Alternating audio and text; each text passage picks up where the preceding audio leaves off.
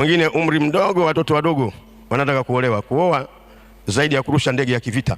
Macho yao yasiangalie wanaume, wakuletwa duniani na wanaume au wanawake. Wengine wamechoka kusoma, si wanataka wakapige debe. Toka kwa jina la Yesu. Wape nguvu ya kusoma. Wengine bado wadogo wamesubiri wachumba muda mrefu. Maboyfriend wamejifanya ndio wachumba wao. Tunawatenganisha na vipepo hivi. Toka nyie wanaume kama vimbuzi mnafuata watoto wa watu kwa jina la Yesu. Yesu wasaidie watoto wako hawa usiwaache. Wengine wamechoka kukaa nyumbani, kuna kiburi, hawezi kuishi peke yao, wanajidanganya. Rudi nyumbani, tulia.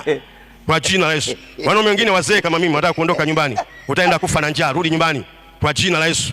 Wanawake waliozeka wamechoka kukaa nyumbani, maparachichi yameanguka, akizungumza mdomo unatoka mate. Tulia wewe! Kwa jina la Yesu.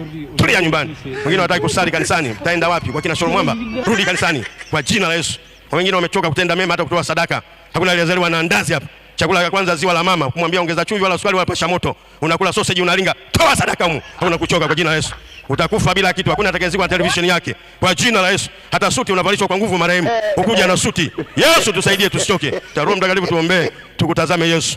Tukatazama wanadamu tukakata tamaa. Kuna vituko vingi vya dunia.